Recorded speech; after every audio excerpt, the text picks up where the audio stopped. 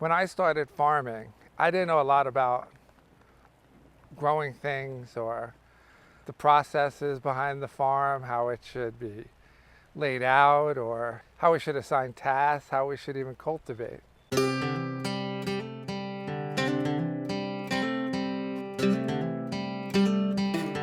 But what I wanted everything to look nice.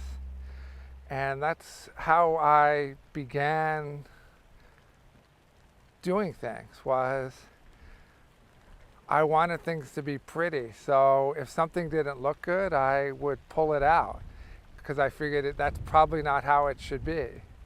And it was kind of this theory of if it looks good, it is good, right? That we have this ability to just look at something and say, wow, those lettuce heads look healthy. The color looks right. It looks vibrant. So the soil must be good. The watering must be good. And if they're growing, it must be good.